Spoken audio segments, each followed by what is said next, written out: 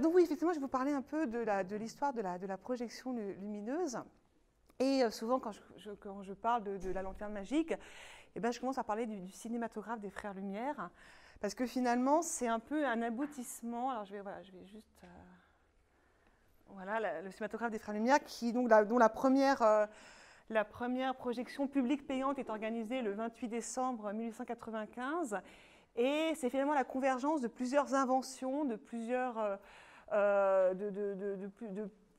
avancées scientifiques et techniques. C'est la convergence donc, d'une technique et la photographie, du mouvement, où des scientifiques ont appris à décomposer et restituer le mouvement, et de la projection lumineuse, qui renoue avec le spectacle des images lumineuses. Et ce spectacle des images lumineuses, en fait, il est très très ancien parce qu'il a été inauguré avec l'invention de la lanterne magique, donc il y a au XVIIe siècle. Donc c'est un peu cette histoire-là. Et donc en fait, le cinématographe, c'est un peu l'aboutissement et la réunion de ces trois techniques, qui fait d'ailleurs que quand le cinématographe est arrivé, les projections, la lanterne magique devenait tout à coup totalement démodée. Elle a quand même survécu, notamment pour l'enseignement, pour les projections pour l'enseignement, mais elle est devenue désuète, puisque là, on avait l'image, la photographie animée qui représentait le monde réel. Et puis, Georges Méliès est arrivé très vite et a recréé finalement l'art cinématographique,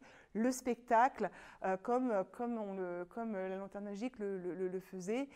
Et ce que je vais un peu, tout au long de cette conférence, je vais un peu insister sur vous montrer comment ce langage inventé avec la lanterne magique, ce langage visuel, finalement, les premiers cinéastes va complètement reprendre. Vous allez voir qu'on va retrouver des travelling, des fondus enchaînés, des effets spéciaux avec cette lanterne, et le cinéma va vraiment s'inscrire dans cette continuité de ce monde d'illusion et de ce monde visuel. Alors la lanterne magique, pendant très longtemps, on a cru que c'était Athanas Kircher qui avait inventé cette machine. Athanas Kircher, c'est un jésuite allemand qui vit à Rome, c'est un savant, collectionneur. Il s'est passionné pour tout ce qui est l'optique, la lumière, le monde de la catoptrique, de la réflexion par miroir. En plus, on est au XVIIe siècle. On s'intéresse à l'optique, on s'intéresse à comment fonctionne l'œil humain. Il y a la caméra obscura qui a déjà été créée. C'est le siècle où on invente le microscope, le télescope. Il y a les lunettes astronomiques inventées par Galilée en 1608. Il y a le télescope qui arrivera à la fin du siècle. Et donc pendant longtemps, on a cru que c'était Athanas Kircher qui avait inventé la lanterne magique, puisque dans la 3e édition de son livre Ars Magna Lucis et Umbrae, le grand livre de la lumière et de l'ombre, il y a effectivement une gravure où est représentée une lanterne magique. D'ailleurs, il s'attribue cette invention, sauf qu'il y a quand même de grosses erreurs, puisque les plaques de verre sont mises à l'endroit. Or, il faut mettre le verre à l'envers pour voir les images à l'endroit. Et puis, vous voyez que les plaques où il y a les dessins sont mises devant l'optique, alors que normalement, il faut mettre entre l'optique et la lumière, comme je vais le faire tout à l'heure. Et donc, ça donne le doute sur qui soit le véritable inventeur. Et grâce au travail de Laurent Manoni, qui est le conservateur de la Cinémathèque française, responsable de la collection des appareils à la Cinémathèque française, qui a fait un travail de recherche énorme, on sait que ce n'est pas Athanas Kircher qui a inventé la lanterne magique, mais un autre savant, qui est en fait Christian Huygens. Alors, Christian Huygens, en fait, c'est un astronome, un physicien, qui est hollandais. Il est proche de Descartes. Il est reconnu pour son travail très sérieux. Il a une renommée internationale il découvre en 1658 que la planète Saturne a des anneaux. Enfin, les bras qui entourent Saturne, ce ne sont pas des bras, ce sont des anneaux. Il comprend d'ailleurs, ça renforce cette idée que le Soleil est au centre, et non la Terre, et que la Terre tourne autour du Soleil. Ça renforce cette théorie-là qui est enfin en train de s'imposer au cours du XVIIe siècle. Et puis, il est aussi l'inventeur du mouvement de pendule des horloges. Et en fait, il n'a jamais clamé que c'était lui l'inventeur, mais l'étude de ses correspondances ont permis finalement de découvrir que c'était peut-être lui, on n'a pas de lanterne de lui, mais c'était peut-être lui. Alors déjà, Il y a ce dessin qu'il a fait avec, c'est écrit, enfin au-dessus dans le dessin c'est écrit à la main, pour des représentations par le moyen de verre convexe à la lampe. Et puis il y a tout un courrier avec son frère et son père qui dit, voilà, où il explique qu'il a fait une démonstration, que ça a eu beaucoup, voilà, que ça a eu beaucoup de succès auprès de sa famille. Et alors ce qui est intéressant avec ce dessin, c'est qu'il dessine déjà une plaque animée. C'est-à-dire qu'en fait, le dessin, il est sur une plaque de verre. Et là, il fait un squelette qui bouge la main et déjà, il va chercher déjà le mouvement, quelque chose de vivant. Voilà, il s'inspire de la danse de mort de Hans Holbein. La lanterne magique, au départ, ça va être la lanterne de peur. C'est quelque chose qui va émerveiller le public et même lui faire peur. Faut savoir qu'il faut vraiment se resituer dans le contexte du XVIIe siècle. Hein. Pas d'image lumineuse du tout, hein, pas d'écran, mais ça vous vous en doutez, je n'ai pas besoin de vous expliquer. Les gens sont habitués à voir quoi? Les images colorées qu'ils voient, c'est dans les églises, hein, c'est les vitraux où la lumière du soleil passe à travers. Donc imaginez une petite boîte, même rudimentaire, qui marche avec une lampe à huile. Donc ça fume, ça doit sentir aussi, d'avoir une odeur, huile d'olive, des choses comme ça, ça va sentir. Et puis on est aussi dans les premières fabrications de lentilles, donc il y a beaucoup de défauts, des aberrations chromatiques, du flou autour. Donc imaginez une projection même d'un squelette sur un mur blanc, la flamme vacille, donc ça fait une sorte de petit vacillement dans le dessin, c'est un peu flou tout autour, c'est comme une présence fantomatique. Ça fait un effet, voilà, et donc le premier nom c'est la lanterne de peur. Et en fait, qu'est-ce qu'il invente, Christian Huygens? En fait, il invente la combinaison optique. D'accord. Il y a une lanterne, il y a une cheminée pour faire la fumée, et devant, il y a 2-3 lentilles. Ça peut être 2 ou 3, mais la lentille au départ c'est très difficile à fabriquer, il faut la fondre, faut la polir, la tailler, on essaie, dès qu'il y a une petite bulle d'air ou une petite veine, etc., c'est pas utilisable, donc au XVIIe siècle, c'est un art qui est vraiment très difficile à maîtriser. Et justement, Christian Huygens, avec un assistant qui s'appelle, alors par cœur, je ne vais pas le savoir, Kalthoff, voilà, dans son grenier, a installé un atelier de fabrication de lentilles. Et donc, en fait, il trouve cette combinaison qui permet d'agrandir une image qui est en fait peinte sur du verre en tout petit. Donc en fait, c'est vraiment ça le secret qu'il arrive à créer. Et c'est en ça où, dans ses courriers, ses correspondances, il y a d'autres savants qui vont lui demander un peu quelle est cette combinaison. Et on dit, voilà, il y en a de fortes chances pour que ce soit lui. Mais en fait, Christian Huygens ne l'a jamais vraiment dit parce que ce n'était pas pour lui une invention sérieuse. Il a d'ailleurs dans un de ses courriers dit c'est une bagatelle. Il va très vite faire le tour d'Europe avec ce qui se faisait, les savants se rendaient visite. Lui, il habitait La Haye, mais il a fait le tour, il est allé à Londres, à Paris. Et ce qui est marrant, c'est que justement, là où les gens qu'il est allé voir, eh ben, ce sont ces premières personnes, ces premiers savants ou ces opticiens qui ont fabriqué des lentilles. Donc il a un peu essaimé son secret, en fait, un peu partout dans les grandes capitales d'Europe. Et au départ, c'est une curiosité scientifique. En fait, au départ, cette machine, c'est une machine qui est une machine sérieuse. Voilà, on peut dire c'est fille de la science, fille de l'optique, et elle n'est absolument pas faite pour faire des spectacles. Et elle est dans les cabinets de curiosité, chez les savants, chez les aristocrates éclairés qui font des démonstrations, et ça va tout de suite se répandre très vite. Et le premier colporteur d'images, en fait, d'ailleurs c'est un mathématicien, c'est Wallenstein, qui va être le premier à faire en fait, de ville en ville des démonstrations de lanternes. Et le nom de lanterne magique va être le premier qui appelle cette lanterne magique, c'est pareil, encore un savant, c'est Francesco Eschinardi qui dit en 1668, quand il décrit la lanterne, il dit « Laterna quam dicunt magicam », la lanterne qu'on dit magique. Et ce nom va rester, et en fait il rentre dans le dictionnaire universel en 1690, rédigé par Antoine Furtière. Donc, alors voici voilà, le principe, c'est ça, hein, c'est une lampe. Voilà, alors au départ c'est des lampes à huile, hein, ça dépend de la taille. Il y a souvent un petit miroir parabolique derrière qui renvoie la lumière, donc une cheminée parce qu'il faut évacuer la fumée. On met la plaque, et là il y a souvent une lentille qui est avant la plaque qui permet de condenser la lumière, et puis 2-3 lentilles qui sont après et qui permettent donc d'agrandir l'image sur le mur. très vite, la lanterne va commencer à voyager un peu partout. Et là, elle va plutôt se populariser et ça va devenir un des petits métiers. C'est un peu le forain, le lanterniste colporteur. Hein. C'était souvent des Savoyards ou des Auvergnats. Il allait de village en village avec une lanterne, souvent alors c'était souvent au départ fait en carton, en bois. Hein, c'était pas du tout des beaux objets comme celles que vous avez derrière vous. Et il allait voilà, dans les villages avec qui veut voir la lanterne magique, si belle et si curieuse, allez pour quelques sous, je vous fais une démonstration, je vous fais un spectacle. Et donc il allait chez les gens. On tendait un grand drap blanc où il y avait un mur peint à la chaux et on projetait les images. Il y a le tambour qui est souvent qui accompagne le boniment. D'ailleurs, il y a beaucoup de gravures qui représentent ce petit métier. Et donc, vous imaginez chez les gens qui sont à l'époque analphabètes, qui sont vraiment vierges de tout ça. Voilà, ça a dû avoir un effet. Voilà, la lanterne est magique pour cette classe populaire dans les campagnes qui découvre la lanterne magique. Alors, souvent, il accompagne, on dit, voilà, la lanterniste et la marmotte. Ou alors, ça peut être un singe aussi. Il y a d'ailleurs il y a même un poème qui s'appelle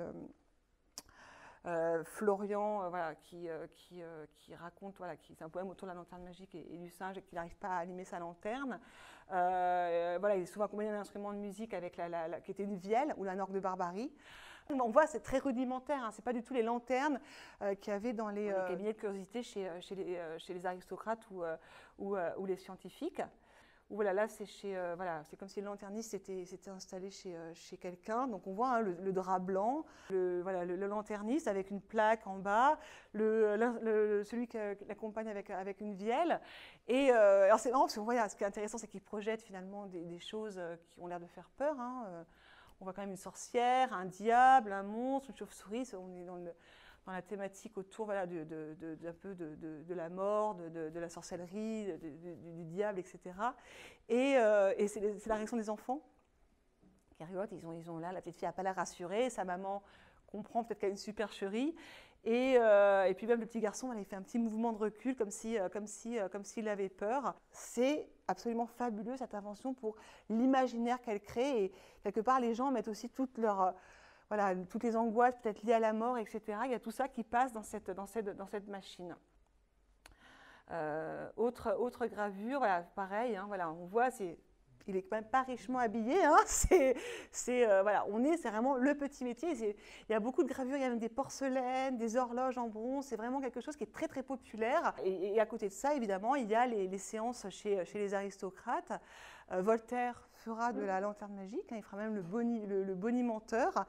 Le duc d'Orléans se faisait aussi des séances, justement il y avait toutes les plaques un peu érotiques, voilà, de choses comme ça. Il y avait tous les thèmes, hein, entre les diableries, il y avait des plaques scatologiques, érotiques, il y avait des plaques religieuses, il y a vraiment tous les thèmes vont être abordés. Et là, voilà, alors ce qui est intéressant dans cette gravure, je vais en parler dans quelques minutes, mais ce qui est marrant, c'est que ce sont des adultes qui ont l'air d'être effrayés. C'est quand même encore le squelette qu'on projette, hein, ce fameux squelette qu'avait dessiné Christian Huygens dans sa première plaque. Et la lanterne est là derrière. Elle est cachée, les gens ne voient que l'écran, que ce squelette qui semble arriver vers eux. Ça va annoncer finalement ce qui va être un peu l'apothéose des spectacles de lanterne magique. Et c'est un spectacle qui va s'appeler Les Fantasmagories d'Étienne Gaspard Robertson. Alors, Étienne Gaspard Robertson, en fait, il s'appelle Étienne Gaspard Robert. Il est belge, il est instituteur, il est peintre, apparemment il est peintre aussi en miniature, et il va assister en 1792 à un spectacle qui est une sorte de spectacle un peu de nécromancie où justement on fait revivre les morts par un artiste qui s'appelle Paul Philidor. On sait très peu de choses, mais apparemment voilà, il convoque les morts. Alors en plus on est en pleine Révolution française, hein, 1780 ou même donc voilà, on fait revenir des gens qui ont été tués, où juste avant on dit voilà, si vous avez un être cher que vous aimez, eh ben, dites-le nous, on va le faire revivre. Il y avait tout un ça et Étienne Gaspard Robert transforme son nom en Étienne Gaspard Robertson et va créer un spectacle où il dit c'est pour un peu dénoncer le spiritisme, etc. Mais en fait les gens veulent avoir peur, veulent avoir finalement la supercherie, et il va mettre en place un spectacle vraiment voilà, un peu proche comme une sorte de messe noire, où effectivement c'était à Paris, c'était d'abord en 1998 au pavillon de l'Échiquier, et après au couvent des Capucines, et en fait les gens donc rentraient dans une salle, vous avez vu, hein, des tentures noires partout, tout autour, il y a, voilà, il y a des petites des têtes de mort, il y a tout un décor comme ça un peu... ça annonce, c'est un peu le romantisme noir, hein. C'est ce qui va arriver, l'Allemagne est déjà dans ce pré-romantisme, et là, en France, ça va arriver, donc ça préfigure ce romantisme noir, et donc les gens voilà, s'installent, et puis voilà, il y a un bruit d'orage, il y a tout un truc de gong, de bruit comme ça un peu, et il y a des projections qui arrivent, qui sont toutes petites, et puis qui deviennent énormes, grands, et puis ils projettent aussi sur de la fumée. La fumée, ben, ça s'évapore, enfin, c'est libre, ça avance vers les gens, c'est comme du relief. Et donc les gens voient arriver, voilà, alors c'est la tête de Louis XVI décapitée, Marat, voilà, Marat assassiné, des choses comme ça. Voilà, on voit la réaction des gens qui sont voilà, c'est comme nous aujourd'hui, où voilà, oh, un film d'horreur, on veut en avoir on veut avoir des frissons, et les gens recherchaient ça. Et donc alors ce qui est intéressant, c'est que là, tout le dispositif, il est caché. Là, on ne voit aucune machine, et effectivement, les machines, eh ben, elles sont cachées derrière l'écran, on est en rétroprojection. Et en fait, il reprend cette idée de Paul Philidor de mettre une lanterne magique sur des roulettes. Et donc, il fait reculer ou avancer la lanterne magique. Et donc, l'image est toute petite, et puis elle devient énorme. Donc, ça fait comme, c'est le travelling, hein. Là, c'est l'invention du travelling. Et bien sûr, le problème, c'est que quand on change la distance de projection, ben, l'image devient floue, donc il y avait un système, voilà, pour que l'image reste nette, pour faire suivre le point. Et en plus, dans ce spectacle, on associe, attendez justement, alors après, il y a justement, voilà comment ça faisait, voilà. C'était un peu le dispositif, on est derrière, et voilà, et donc on bouge comme ça, on fait le réglage. Il y avait en plus quelquefois 2 lanternes, donc on pouvait entremêler les images, donc il y avait des images il y avait l'écran principal, mais ça sortait un peu de tous les côtés, il y avait l'essence, voilà, il y avait le son, il y avait un spectacle total, et il y avait aussi une autre machine qui s'appelle le mégascope, qui est une sorte de lanterne, j'appelle ça une lanterne vive, mais c'est pas tout à fait ça. En fait, ça permet de projeter des objets opaques.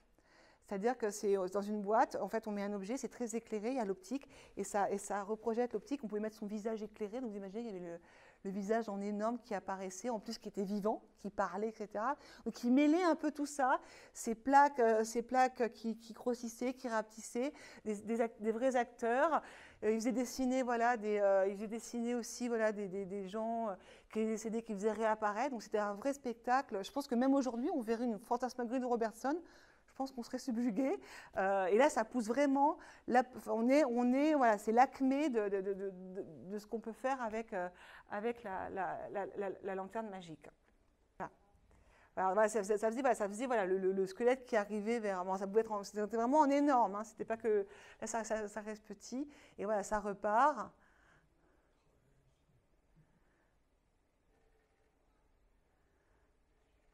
Et puis voilà, il y avait des choses qui apparaissaient comme ça. Donc imaginez, hein, il y avait un harmonica de verre, vous savez, c'est quand on caresse du cristal et ça fait une musique un peu stridente. Il y avait toute une ambiance qui était faite. Je pense qu'il y avait aussi une odeur, partie de l'encens qui devait brûler. Donc voilà, il y avait un côté immersif que finalement le cinéma va créer par la suite, bien plus tard. Voilà. Bon, ça donne juste un aperçu de cette idée de travelling et, arrière et avant.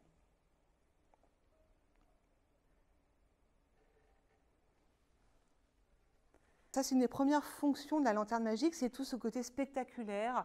Voilà, on crée des spectacles, on crée l'illusion, on veut emmener les gens dans un autre monde, dans un autre imaginaire.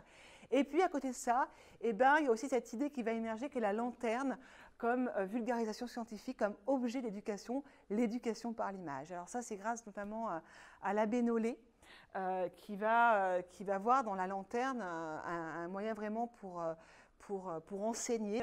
L'abbé Nollet, il est précepteur du dauphin, enfin du futur Louis XVI.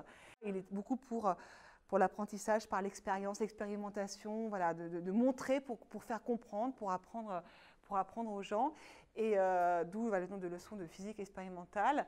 Et c'est aussi un des premiers qui va fabriquer des lanternes un peu en bois, décorées, qui pouvaient aller, voilà, qui pouvaient s'installer dans un beau salon de bourgeois ou aristocrate. Voilà, d'ailleurs, apparemment, c'est lui qui vend une lanterne à Voltaire, hein, d'après ce que j'ai lu. D'ailleurs, il dit à propos de la lanterne magique, tellement il dit voilà, la lanterne magique n'est pas utilisée comme il faut parce que c'est vraiment un outil qui est vraiment très bien pour la pédagogie, pour l'enseignement. Et il dit justement la lanterne magique est un de ces instruments qu'une trop grande célébrité a rendu ridicule aux yeux de bien des gens. C'est-à-dire qu'on en a trop utilisé pour faire des spectacles, pour faire du superficiel, et alors que c'est vraiment un outil qui est absolument génial pour l'enseignement. Et d'ailleurs, alors c'est pas Nollet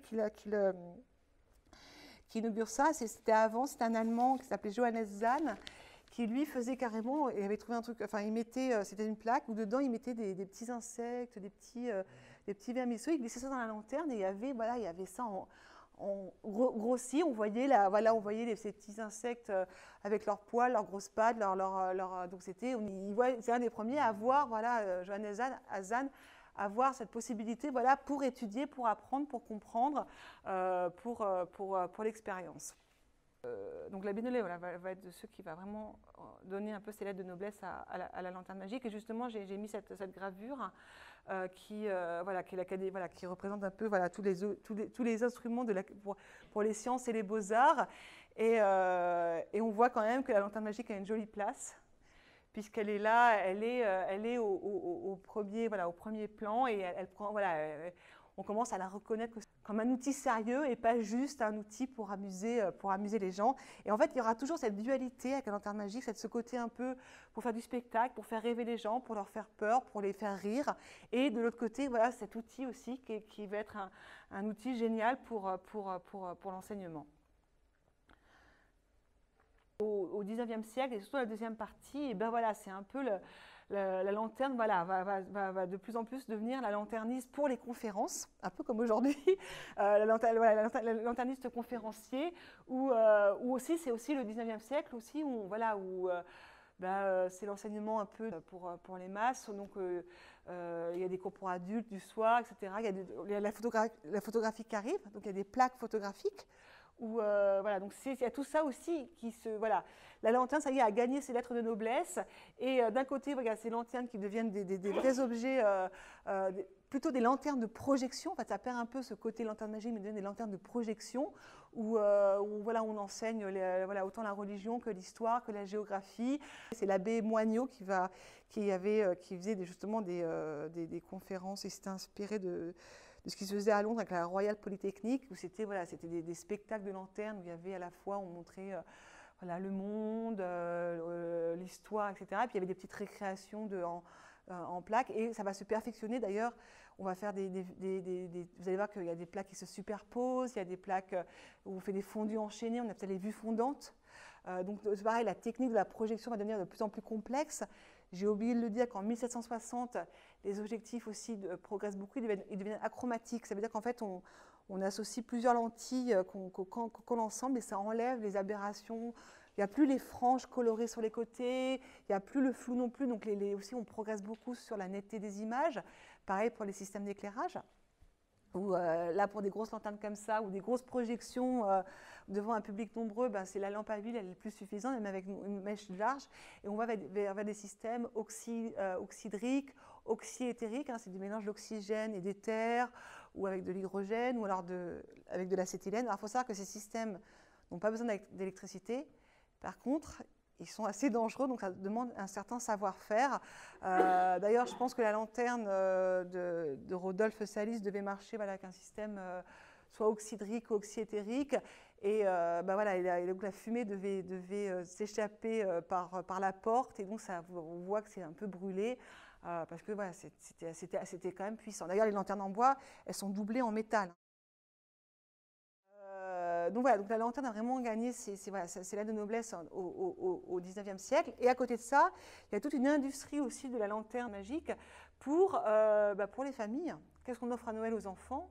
On offre des lanternes magiques, on se fait des séances chez soi.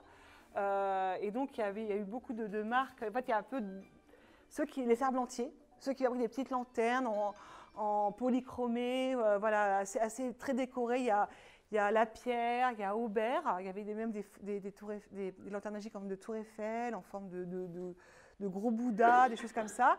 Et puis il y avait les grandes marques, un peu les grands opticiens qui fabriquaient les lanternes, un peu les lanternes de projection, qui étaient comme Molteni, Mazo, La Bonne Presse. Et ça, voilà, c'était, il y a un film, Fanny et Alexandre, je ne sais pas si vous l'avez vu, de Bergman, où il y a cette petite séance de lanternes magiques. Les enfants jouaient avec des petites lanternes chez eux. Ils avaient des mini-plaques. C'était un jouet. Où il y avait aussi des belles lanternes un peu jolies, des lampascopes qu'on mettait sur les, vous savez, sur les grandes lampes à huile qu'on fixait, qu'on mettait à la place du manchon en verre. D'à côté, il y a vraiment ces lanternes jouets et puis les lanternes de projection, plus pour des conférences sur différents thèmes. Alors en fait, finalement, au fur et à mesure des siècles, vraiment, la lanterne va se complexifier. On va aussi, vous allez voir qu'on va chercher aussi on va créer beaucoup de plaques animées. Ça veut dire quoi? Un peu comme Huygens l'a fait, avec des mécanismes. Alors le premier à en avoir vendu, c'est Petrus van Musschenbroek qui fabrique à partir de 1730 les premières plaques animées. Vous allez voir qu'en fait, c'est comme des livres animés où on superpose plusieurs plaques avec des systèmes de manivelles, de tirets. Donc on complexifie, on veut créer du mouvement, on veut créer de la surprise. Et voilà, ce que je vous disais aussi, voilà, quelquefois les lanternes vont être doubles, soit comme ça en hauteur où il y a deux lanternes qui sont mises, deux foyers lumineux qui sont mis l'un au-dessus de l'autre côte à côte. Et grâce à ça, voilà, on peut superposer, enchaîner les plaques, faire un peu comme des dioramas, des effets jour-nuit, des effets automne, été, hiver. Et on va complexifier et ça devient entre guillemets une vraie usine à gaz parce qu'il faut quelquefois avoir 6 mains pour pouvoir faire des spectacles avec une belle fluidité, etc. Donc c'est pour ça qu'à un moment d'ailleurs, le cinéma arrive parce qu'on est arrivé au bout de ce qu'on pouvait au niveau d'un point de vue technique, au niveau de la lanterne magique. Et alors, sur justement, dans une complexité, voilà, il y a une invention qu'on doit à Émile Reynaud, qui est un des premiers à avoir, on dit que c'est même le papa peut-être du dessin animé, et c'est un des premiers, enfin avant le cinéma, et c'est un des premiers d'ailleurs à avoir organisé des projections payantes avec des images qui bougeaient au musée Grévin. Il invente le théâtre optique en 1888. Alors vous allez voir, c'est grâce à un film qui a été fait par le musée de Gironne. On voit la complexité grâce d'ailleurs à des lanternes de projection, des lanternes magiques, où vous allez voir qu'en fait finalement il y a une lanterne magique là qui projette un décor fixe.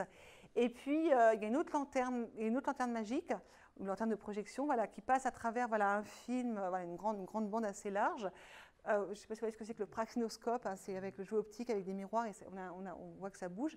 Et avec un jeu de renvoi de miroirs, et voilà, ça va superposer dans le décor le mouvement, ces petits personnages. Donc ça, ça rien qu'avec des lanternes de projection et des plaques de verre ou des premières plaques de cellulo, et ça va créer, on est quand même 7 ans avant la machine des Frères Lumière. Et alors justement, je vais vous montrer le film.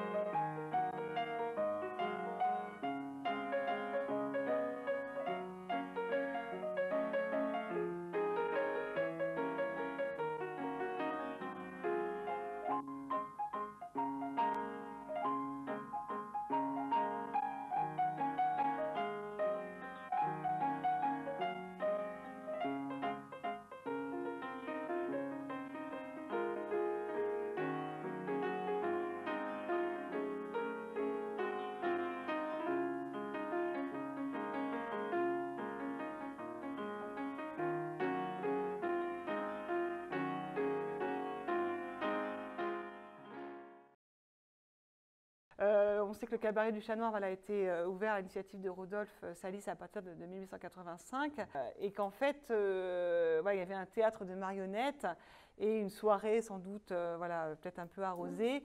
Avec Henri Rivière, ils improvisent un théâtre, un spectacle d'ombre donc ils vont développer ce spectacle. Alors c'est pas du tout de la lanterne, c'est pas du tout de la projection. Enfin, c'est la projection d'ombre d'une autre tradition qui est la tradition des ombres chinoises, déjà que Séraphin avait initié dans les années 1700-1780, qui était assez populaire. Après, il y avait toute l'ombromanie, etc. Mais ça renouvelle un peu le spectacle de projection lumineuse. Et donc en 1887, il y a le premier spectacle qui se fait avec le programme. Il y avait l'éléphant, il y avait 1808. De Carandache, qui est avant l'épopée, et puis un crime de chemin de fer, et puis il y aura, il y a tout plein d'artistes, je n'ai pas trop su. Ce qui est intéressant, en fait, c'est un peu les coulisses qui s'intéressent. Alors évidemment, là, il n'y a pas du tout de projection avec une lanterne de plaque de verre. En fait, il y avait un écran qui était pas très grand. Il y avait surtout, pour que les images soient nettes, en fait, les silhouettes en zinc étaient vraiment collées à l'écran, le plus proche de l'écran, parce que sinon, plus c'est loin, plus c'est flou. Et puis surtout, alors là, pour que l'image aussi, l'ombre soit la plus nette possible, il faut que ça soit une lumière sans objectif, en fait. Il faut vraiment que ce soit une lumière ponctuelle, un peu comme une chandelle. Si on commence à mettre des objectifs, ça va diffuser. Donc il y avait souvent, alors c'était pas une chandelle, c'était, là, d'après le dessin, je voyais que c'était une lampe à manchon. Alors c'est des lampes à incandescence, c'est un peu les futures lampes à incandescence, ça marchait aussi à l'oxygène, à l'éther, ou oxygène et un gaz. Et ça faisait une lumière très très condensée, très ponctuelle, assez puissante. Il y avait une petite lentille pour condenser. Et en fait, c'est pas les ombres chinoises sont très bien faites. Ce qui est génial, c'est qu'en fait, elles mettent une perspective. C'est-à-dire que si on fait une vraie perspective en faisant plein de silhouettes les unes derrière les autres, celles qui vont être derrière vont être forcément floues parce qu'elles vont être loin de l'écran. Alors que là, finalement, l'idée d'Henri Rivière, c'est qu'il va créer la perspective en dessin sur le même plan. Donc, ce qui crée cette profondeur. Et surtout, ce qui était génial, c'était toutes les plaques de verre qui étaient colorées. Donc c'était ça qui était génial. Il y avait des ombres, mais surtout c'était ces fonds colorés qui changeaient de manière un peu imperceptible, ça devait se fondre d'une ambiance à une autre. Et finalement, l'atmosphère, on sait que la couleur donne vraiment une atmosphère, selon gaie ou dramatique ou pas, on va mettre plus de rouge, etc. Et c'était ces fonds changeants qui étaient superposés, qui aussi devaient donner une profondeur que n'avait pas du tout la plaque de zinc, qui elle était complètement plate. Et donc on va voir se multiplier. Alors j'ai voulu voir, on voit que ces différents théâtres, on fait des pièces d'ombre. Il y avait des pièces soit satiriques, soit lyriques, mais certaines, étaient en lanterne. Il y en avait avec du zinc, effectivement, avec des silhouettes en zinc, mais il y en avait où c'était avec des lanternes de projection. Et en fait, c'était des plaques de verre. Et le dispositif, c'était justement un système. Alors on va y arriver. Voilà, c'était ça. Alors là, c'est dans le manuel Mazo. Et c'est une double lanterne, pas la même que moi, mais on voit bien que finalement, il y avait toujours la plaque, un peu comme Émile Reynaud, la plaque qui projette un décor, et une deuxième lanterne avec souvent des plaques très très longues, il y avait un petit chariot avec une petite manivelle qui faisait défiler les personnages. Donc on est vraiment sur deux plans. Mais on pouvait aussi avoir une lanterne avec 3 foyers, ça c'était possible. Ou là on pouvait encore rajouter un effet intermédiaire peut-être. Et sans doute que pour la tournée de Cabaret du Chat Noir, puisque c'était quand même un peu compliqué, vu le dispositif entre les 30 plaques de verre qui devaient superposer, les ficelles à tirer, la lampe, qui était en plus c'était une lampe sans protection, qui était directement vive comme ça. Enfin, parce qu'en plus c'est en rétroprojection, ça veut dire qu'il faut quand même avoir de l'espace derrière, sinon c'est pas possible. Donc selon les lieux, je pense que la lanterne magique était quand même, la lanterne de projection, on va dire sur ce coup-là, était quand même beaucoup plus pratique que d'amener tout le matériel qui était au théâtre.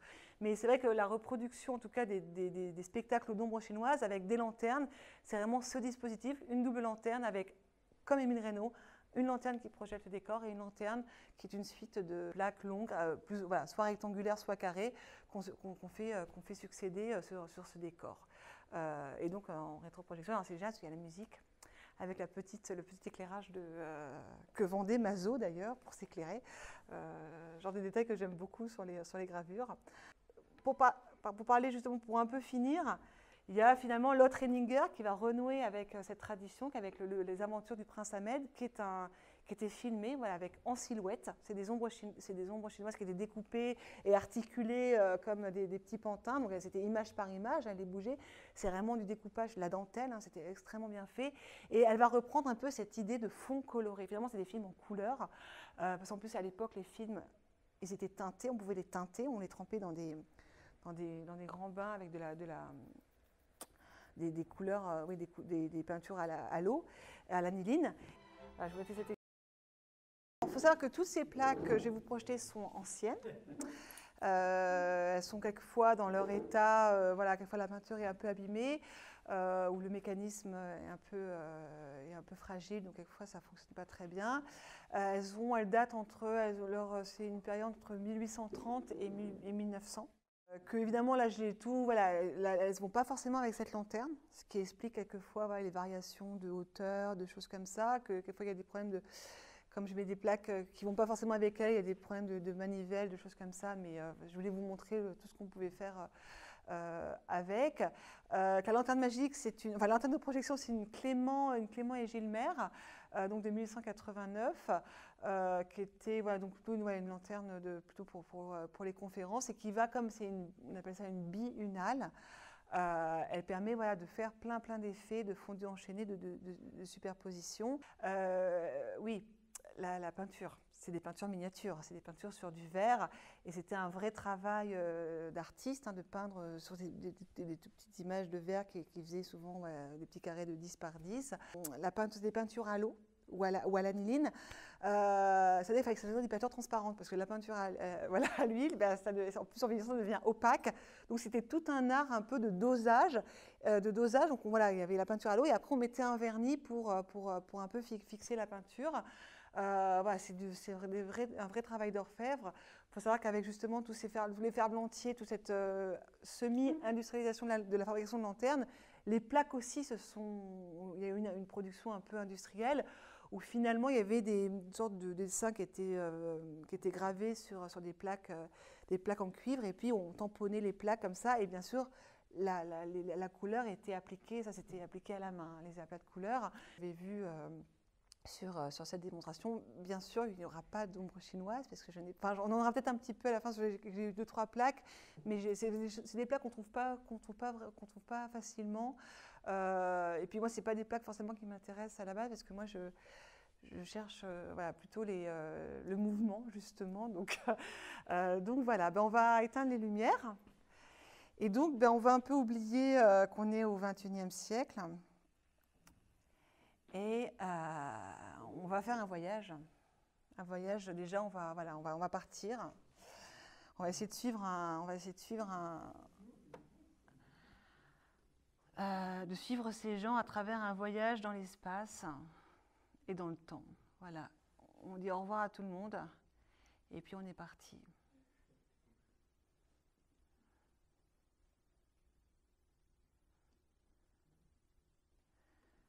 Voilà. Alors, je ne sais pas dans quelle ville c'est.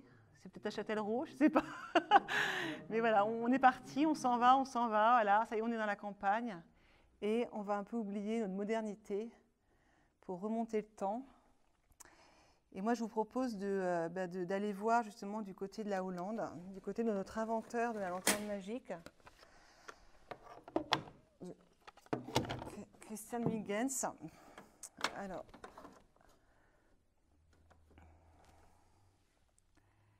voilà, avec ce moulin. C'est pas quoi? Vous êtes dur. Mais bon, je ne sais pas si Vermeer aurait réussi à faire bouger les ailes du moulin. Et en plus, il neige.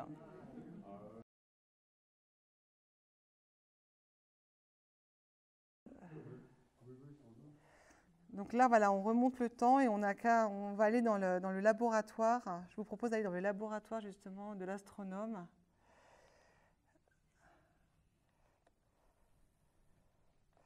Donc ça, ce n'est possible qu'avec une double lanterne. Voilà. Voilà Christian Huygens qui est en train d'observer la Lune, qui est finalement le rond lumineux. Souvent, les enfants me disent que le rond lumineux de la lanterne magique, c'est la Lune. Ben, peut-être que c'est ça. Et quand on observe bien la Lune, mais vraiment très très bien, qu'on la scrute avec beaucoup d'attention, quelquefois, on arrive à voir les petits sélénites qui font la fête.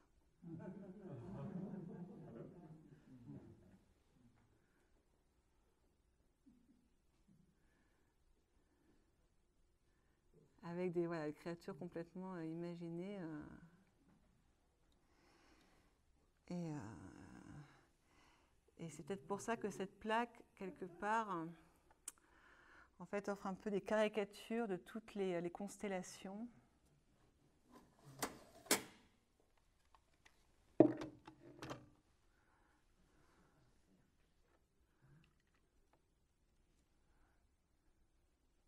Voilà Saturne. La petite ours, ou je ne sais pas si c'est la grosse ou la petite, Madame la Lune, un peu grimaçante. Dogstar, ça, quelquefois il y a des apparitions, je ne les comprends pas trop. Bon, la constellation du dragon. Peut-être que c'est de la réclame cachée. Voilà.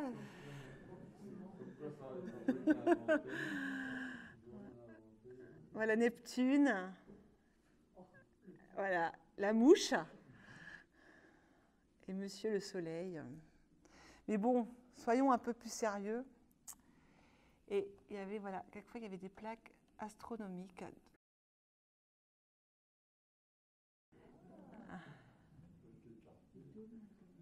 Voilà, la Lune, la Terre qui tourne autour du Soleil et la Lune qui tourne autour de la Terre. Ouais, exactement, fallait y penser. Bon, allez, je vais vous proposer un voyage sur la Lune. Pas celui de Méliès, mais... Ah ouais, je sors de l'écran, j'ai pas de choix. L'écran n'est pas assez grand. Bon, allez, je vais vous emmener, voilà, hop, on va aller carrément sur la Lune. Et alors, si vous avez vu le film déjà de Méliès, c'est vraiment exactement le même décor, le même style de peinture. C'est pour ça que voilà, on voit que ces premiers cinéastes étaient complètement baignés de ces images de lanternes. Hein. Mais attention, voici le sélénite.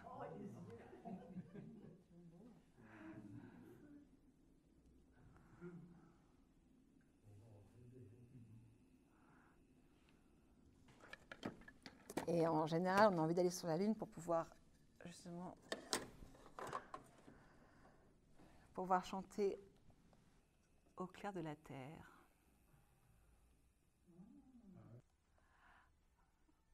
Bon, allez, sont partis. Maintenant, on ferait un vrai voyage autour de la Terre. Voilà, regardez.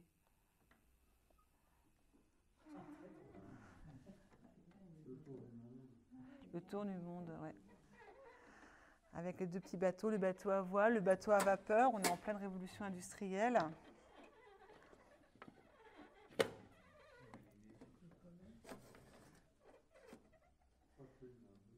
Hein?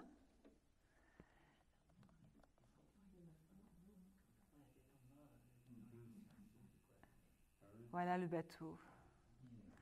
Et c'est le jour qui se lève. On part à l'aventure. Et on a envie d'exotisme.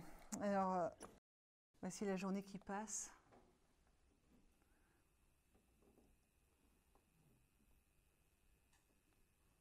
Avec un ciel changeant. Et ça y est, on voit la première côte. On arrive en Afrique. Enfin, moi, je dis que c'est l'Afrique, je pense que c'est l'Afrique, mais peut-être que je ne peux pas reconnaître la ville. Et la nuit tombe. Il y a le mouvement des vagues.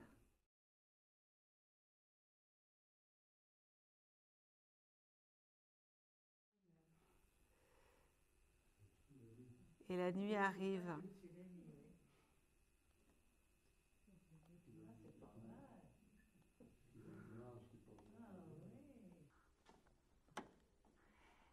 Et après ce long voyage, je pense qu'il est temps de dormir.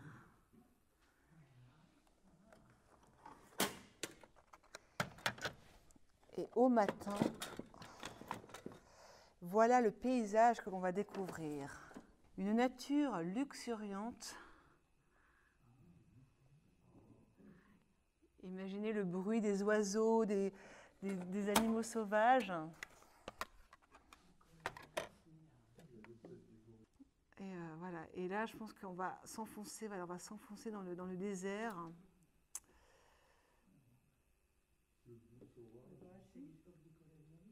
Voilà. Là, ça va être la conquête du désert du Sahara, peut-être. Ben, il faut se méfier parce que dans le désert, il y a quelquefois des tempêtes. Des tempêtes de sable. Alors, je n'ai pas le mouvement, mais on voit bien que les arbres voilà, sont recourbés par la force du vent.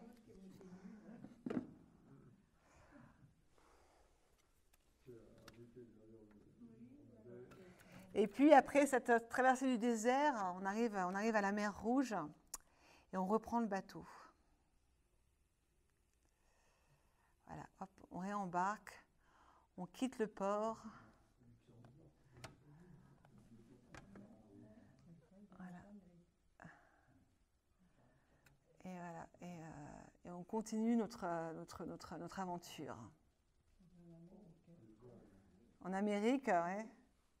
Sauf que quelquefois, et ben voilà, pareil, la mer se déchaîne. Voilà. Les vagues deviennent de plus en plus grosses, la houle fait tanguer le bateau. Et malgré l'adresse du capitaine, on sent que le bateau ne va pas forcément réussir à s'en sortir.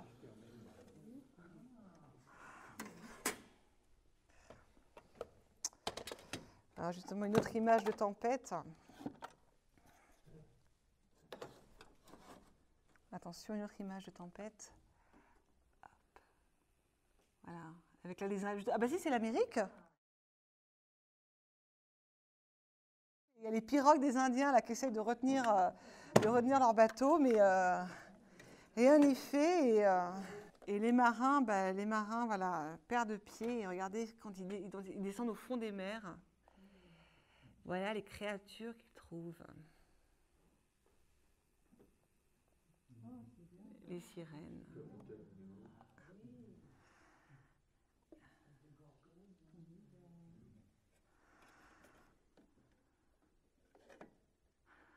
Voilà, on fait une petite discussion au fond des mers.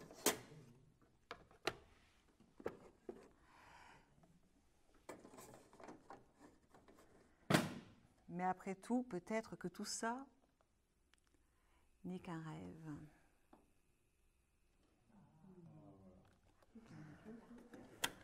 Eh oui, c'était un rêve. Souvent, avec la lanterne, c'est des rêves.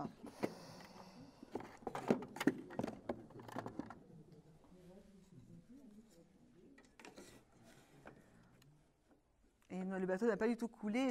Et ce marin rêve surtout de retrouver sa femme et ses enfants.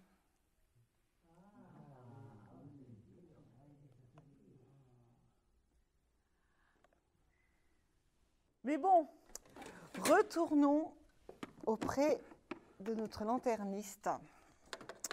Parce qu'une fois qu'il a attrapé la lune,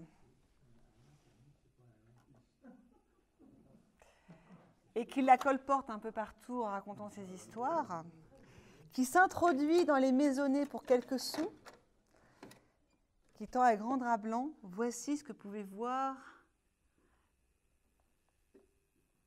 les gens, ces petites projections.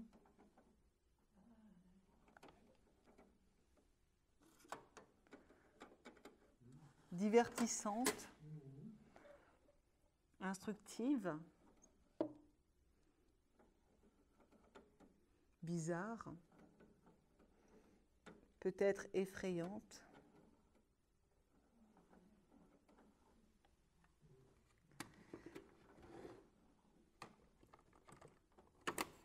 Parce que finalement, le lanterniste n'est-il pas comme un sorcier ?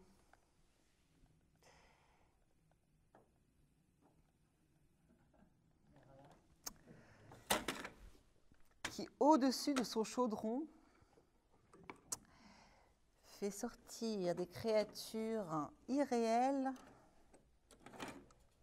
impossibles, avec ses formules magiques.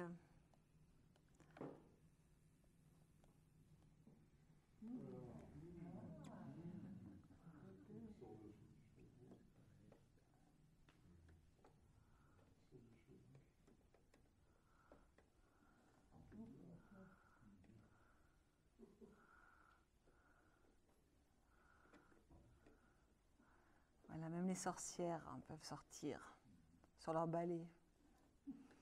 Toutes les créatures les plus immondes.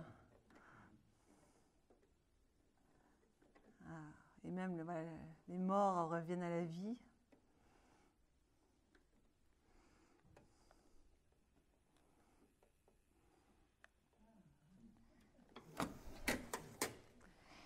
Et justement, un des grands plaisirs de ces sorciers, et c'était aussi d'ailleurs avec la caméra obscura, ce qu'on pouvait faire, c'était, voilà, regardez, il faut que je le mette comme ça, voilà, un sorcier, qui finalement, par un petit tour de passe-passe, n'est pas forcément un sorcier. Peut-être un tigre, ou une lionne, ou un beau jeune homme, ou le singe Florian,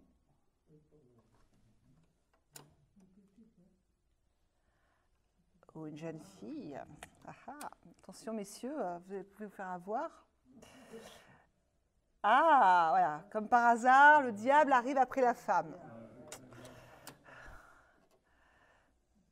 Ou le fou du roi. Ah, ne serait-ce pas la mort?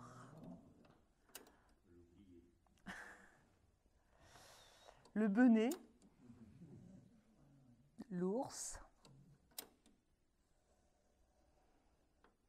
Ça, je ne trouve pas trop à savoir. J'ai jamais réussi à identifier ce personnage-là. Ah, voilà le tigre. Et justement, peut-être que ce sorcier aimerait bien choisir quelqu'un dans l'assemblée pour pouvoir faire quelques expériences. Alors, qui pourrait-il choisir? Non, personne. Et bien parce que voilà, vous n'avez pas de ressembler à ça, en fait, c'est ça. Vous n'avez pas du tout envie de repartir chez vous avec cette tête-là. Bon, je peux comprendre. Hein.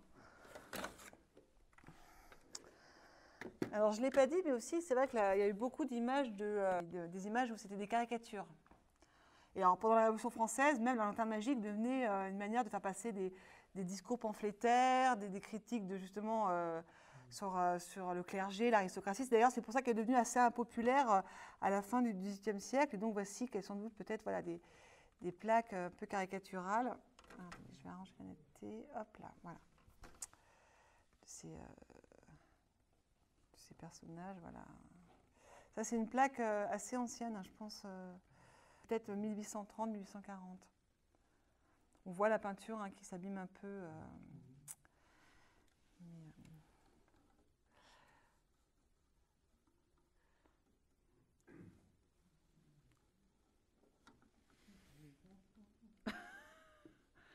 Alors, hop, justement, voici, alors, hop.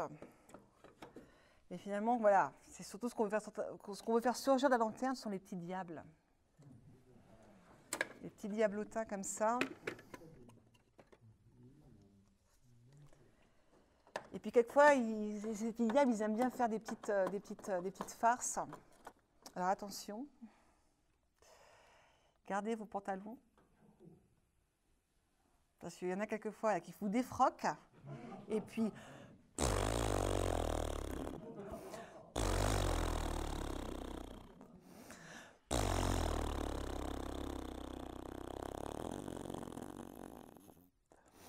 Voilà, c'est la seule plaque scatologique. Bon, allez, rendons-lui son ventre à ce pauvre monsieur.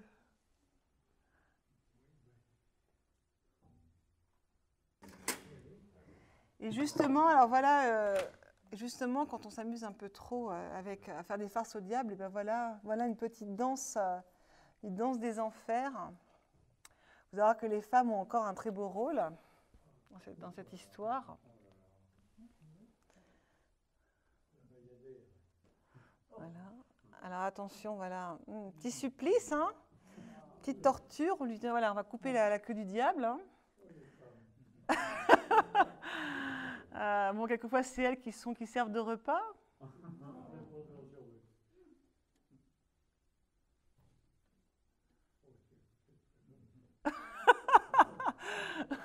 Et voilà, on les faisait rôtir, les faire frire à la poêle, c'est encore mieux. Hein.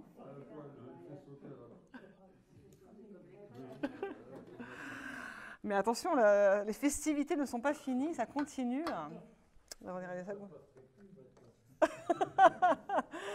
Ça continue, voilà, hop. Alors ça, je ne sais pas, je me pose la question, parce que ça n'a pas été colorié, alors je ne sais pas, c'est rajouté après, je ne sais pas, c'est un peu bizarre.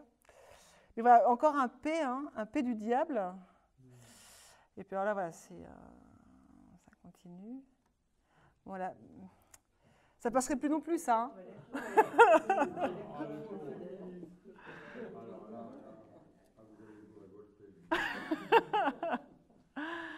Ben voilà, la révolte est là.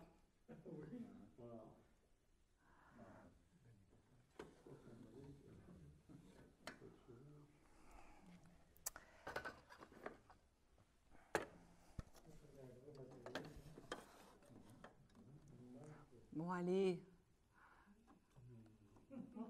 Voilà, c'était juste une petite farce. Nananananer, vous m'en voulez pas. Bon, mais plaçons un petit décor un peu plus lugubre. Voilà. Allons dans les ruines d'une église. Là, il faut vraiment imaginer l'harmonica de verre avec une musique un peu lugubre.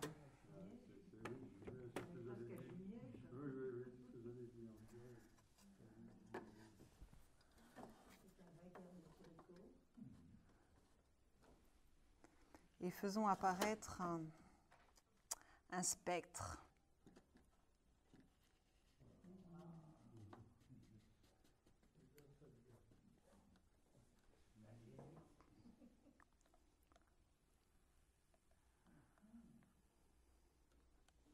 Et quand le spectre laisse son linceul,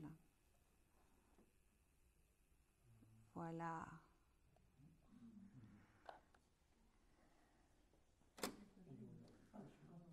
Et s'il vous fait une petite danse macabre.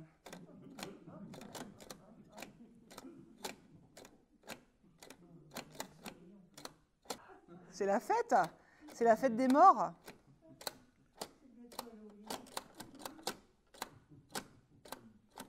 Donc on est déjà, voilà, du mouvement, hein, c'est une plaque quand même assez tardive, il y a le mouvement qui est là, on a envie de faire vivre ces images. Donc voilà, toute l'inventivité de ces plaques pour faire bouger les images, pour les rendre vivantes. Finalement, c'est en ça que ça tend vers ce que va devenir le cinéma.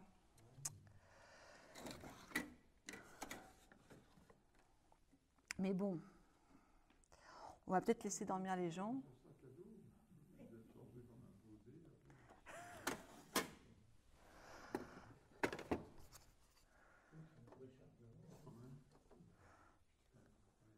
Non, il y a encore un spectre qui apparaît.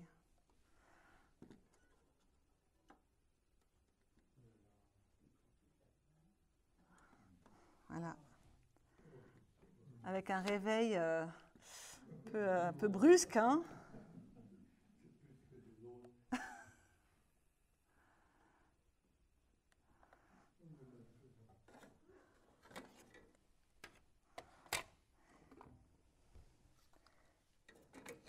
Et alors en général, à partir surtout, ça a été inventé assez, je me rappelle la date, assez tardive, 1830. 1830, il y avait on finissait souvent les spectacles par un effet, par une plaque comme ça en rosace, qui crée des très beaux effets un peu kaléidoscopiques. Voilà. Et ça s'appelait des chromatropes. Et ça a été inventé par un Anglais, Henry Child, je le pense comme ça.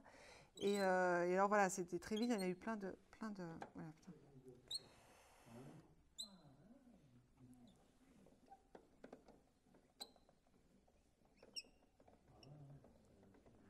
Voilà, qui donnait une sorte de spirale d'illusion dans laquelle on avait l'impression de rentrer ou de sortir.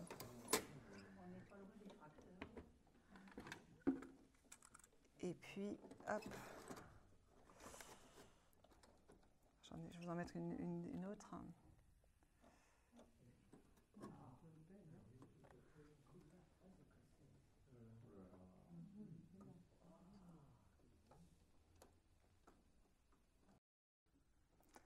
Et bon, va falloir bientôt éteindre la lanterne magique.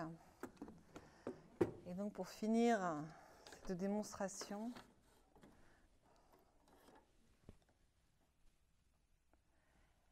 voici un jeune homme. Pardon? Voilà, qui vient de se faire sa projection et puis voilà, qui dit maintenant il faut éteindre. Voilà, on éteint la lumière. Et moi aussi.